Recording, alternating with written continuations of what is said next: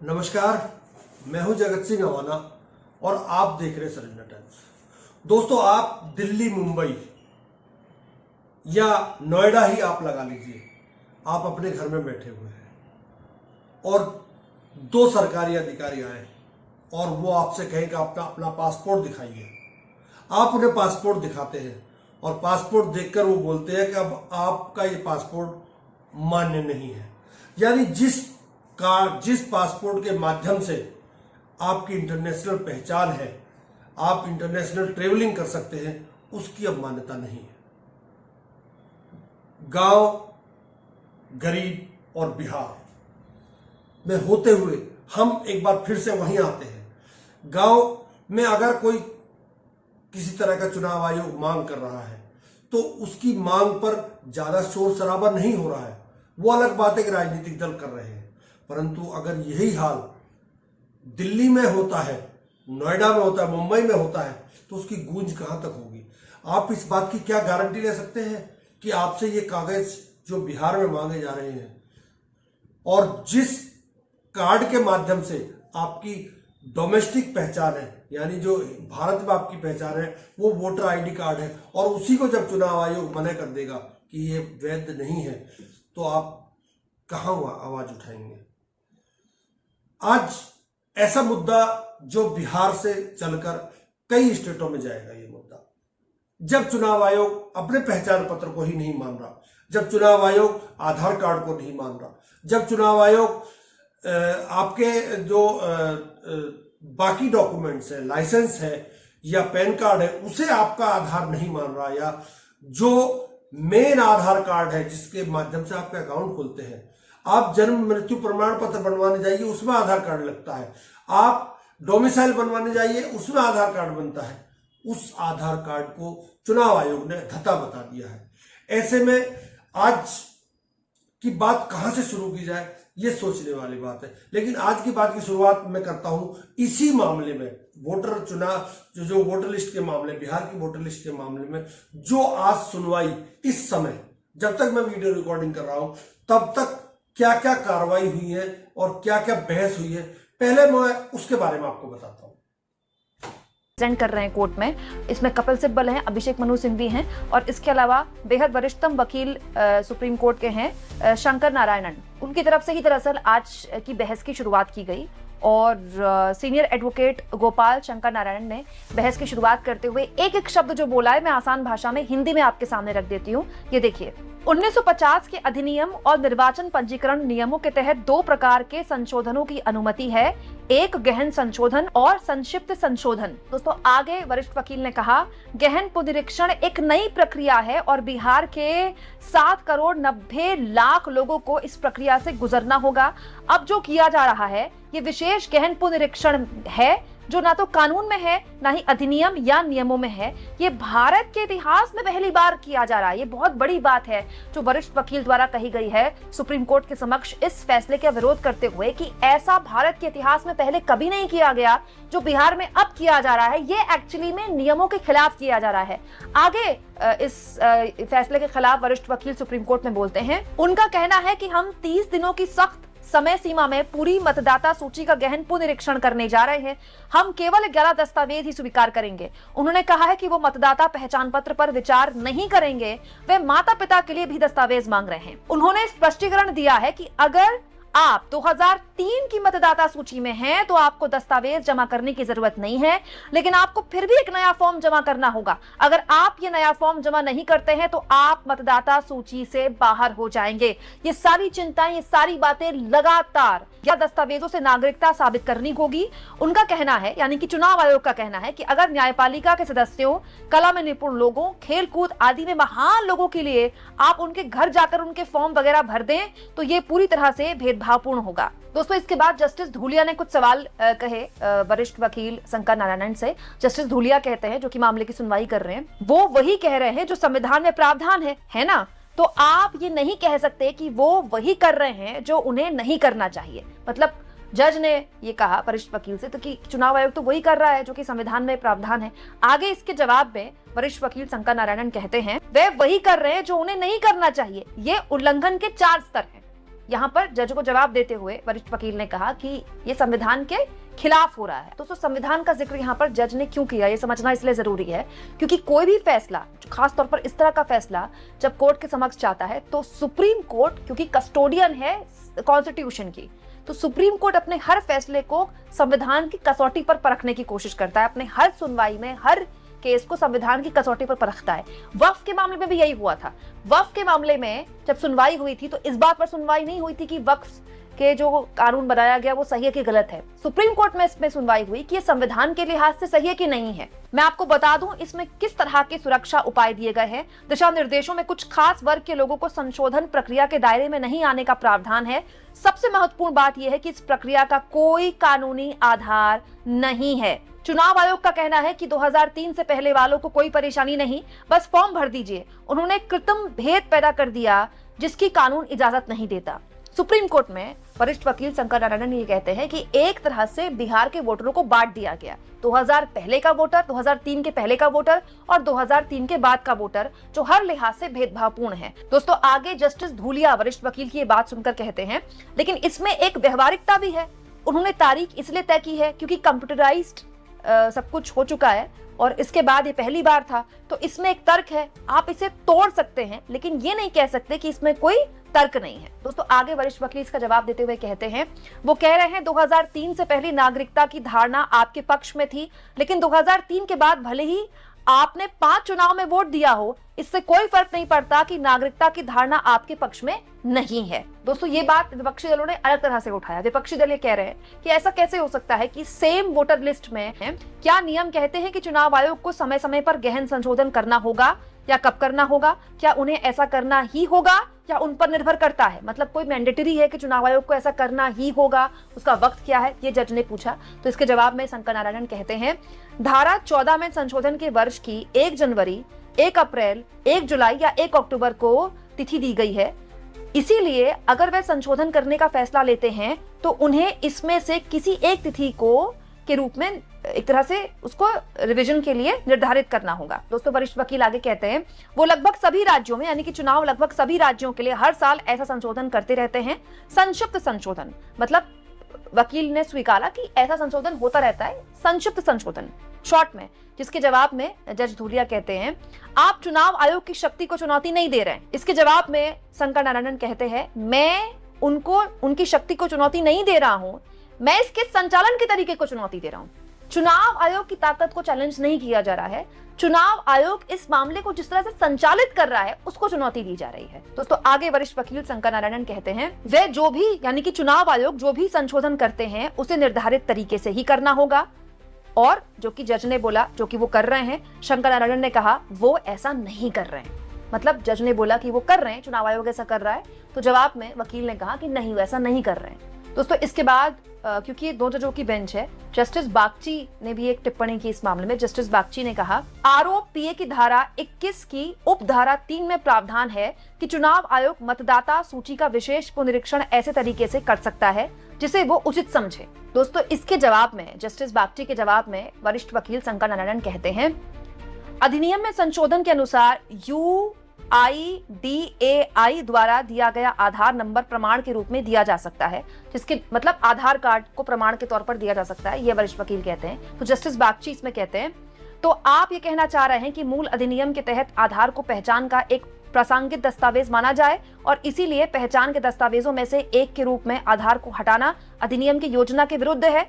तो जवाब में वकील द्वारा कहा जाता है, हाँ, यही एक ऐसा मुद्दा है जो लगातार परेशान कर रहा है बिहार के लोगों को कि वो आधार जिस पर सरकार ने इतना इन्वेस्ट किया, वो आधार जिसको आपने बैंक के अकाउंट से भी लिंक कर दिया, आपने अपने पैन से भी लिंक कर दिया, अब फाइनली वो आधार एक तरह से जो चुनाव आयोग है उसको अमान्य करार दे रहा है। तो वकील ने कहा कि हाँ, हम यही चाहते हैं कि उसको अमान्य करार ना दिया जाए। मैं ये दावा नहीं कर रहा कि आधार उस व्यक्ति के लिए नागरिकता का प्रमाण है जो मतदाता सूची में शामिल नहीं, लेकिन ये उस व्यक्ति के लिए प्रामाणिकता का प्रमाण है जो पहले से ही मतदाता सूची में शामिल है, ये वकील द्वारा कहा गया। आगे उन्होंने कहा, अगर 7,90,00,000 लोग लगातार वोट दे रहे हैं और मतदाता सूची में हैं, तो उन्हें हटाने का सवाल ही कहां उठता है। कानून उन्हें हटाने की इजाजत नहीं देता। लगातार इस मामले में सुनवाई चल रही है। दोस्तों, गांव गरीब और बिहार, सवाल आपकी नागरिकता पर है। आप भारत के नागरिक हैं या नहीं है, इसका प्रमाण आप भारत सरकार से लेंगे।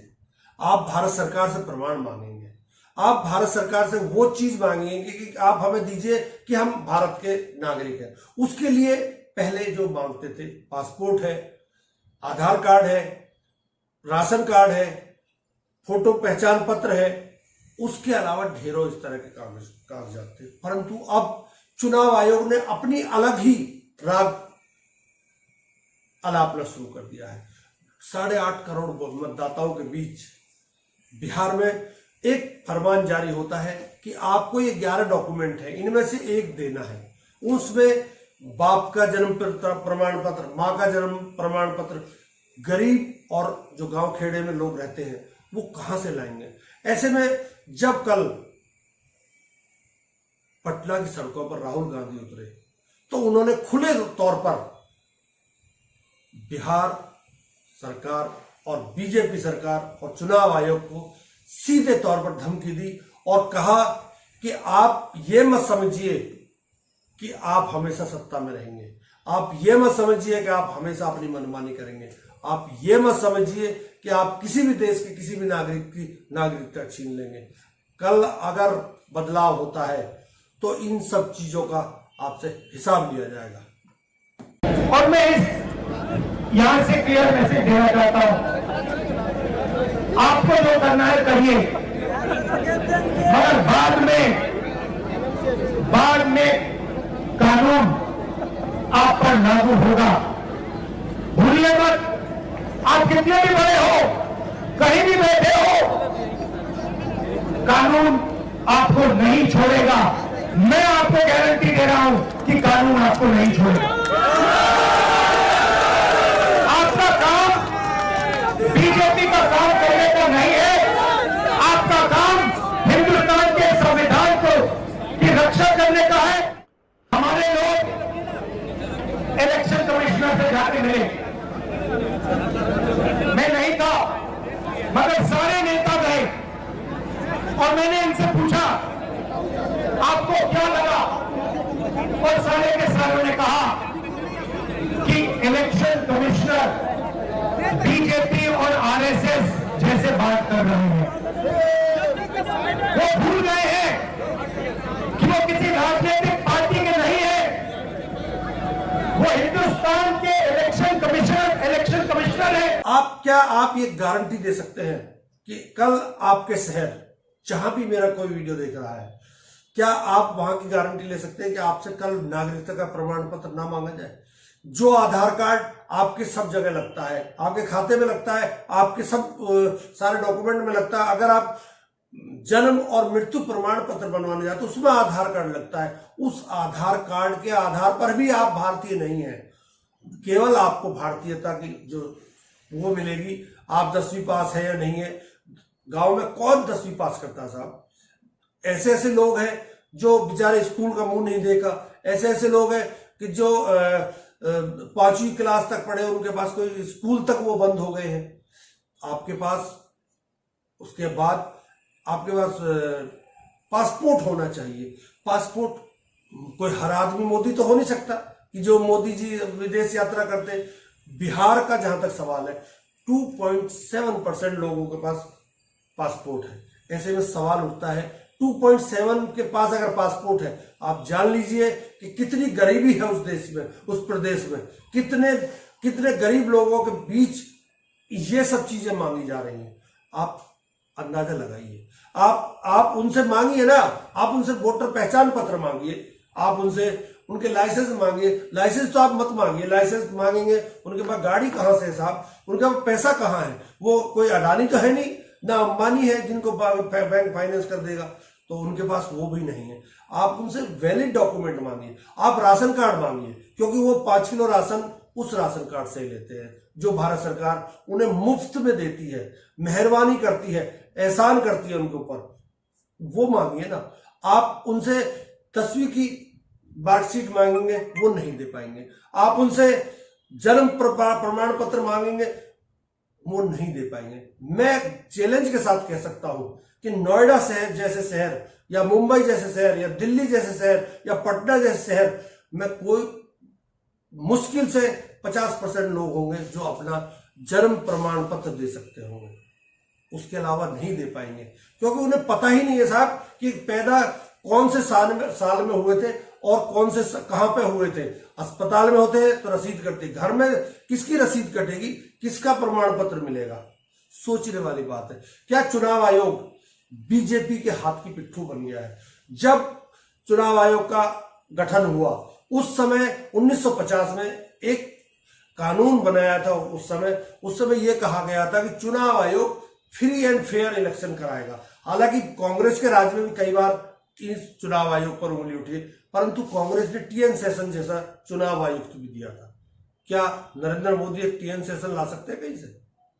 नहीं लाएंगे, क्योंकि जिस दिन टीएन सेशन आ जाएगा उस दिन बीजेपी तमाम प्रदेशों से और केंद्र से उड़ जाएगी, ये भी गारंटी है।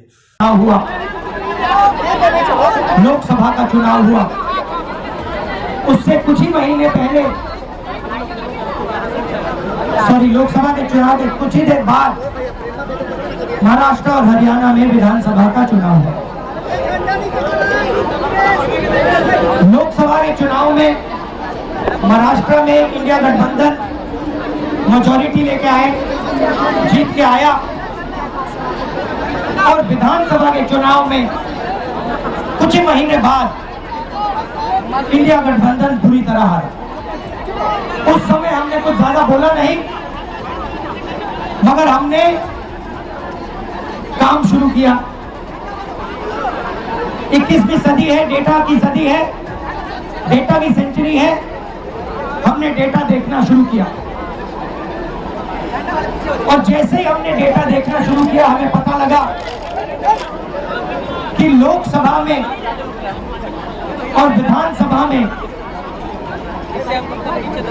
1 करोड़ नए वोटर शामिल हुए।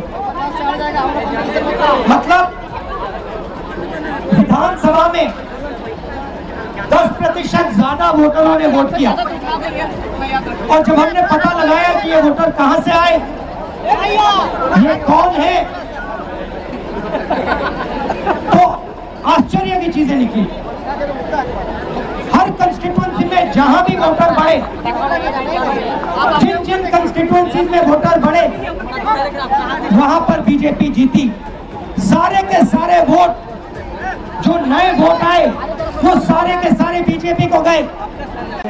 4.5 करोड़ लोग पलायन करते हैं, दूसरे राज्यों में कमाने जाते हैं, उनके नाम को काटने की तैयारी हो रही है। चुनाव आयोग अब चुनाव आयोग नहीं, गोदी आयोग हो गया है। गारंटी है।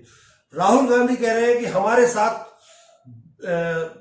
हरियाणा में धोखा हुआ, हमारे साथ महाराष्ट्र में धोखा हुआ, हमारे साथ गुजरात में धोखा हुआ, हमारे साथ मध्य प्रदेश में धोखा हुआ, और अब हमारे साथ वही खेल, दूसरे तरीका खेल बदलकर, यानी जो गरीब है, मुसलमान है या दलित है या ओबीसी है, उनकी वोटों को, क्योंकि ज्यादातर इस तरह के लोग गांवों में रहते हैं और उनके पास ना जन्म प्रमाण पत्र है, ना कोई 10वीं का सर्टिफिकेट है, ना इस तरह के डॉक्यूमेंट है, उनकी वोटों को काटकर देश के नागरिकों को बाहर का नागरिक बनाने का प्रयास किया जा रहा है। अब मैं यहां सरकार से 2 सवाल करता हूं।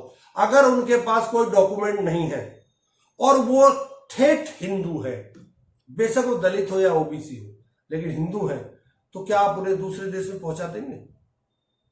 और अगर मुसलमान है और उसके पास सारे डॉक्यूमेंट है, तो क्या आप उसे कल गाली देनी बंद कर देंगे? सोच कर देखिए साहब, ये कल, आज बिहार है, कल यहां भी होगा, कल कहीं और भी होगा, कहीं उसके बाद फिर कहीं और होगा, ये तय है, जान लीजिए। क्योंकि जब नियत ही चुनाव जीतने की हो और विकास, महंगाई, बेरोजगारी, इस पर कोई बात ही ना करनी चाहता हो, तो फिर ये मुद्दे तो सामने आएंगे। सोच कर देखिएगा।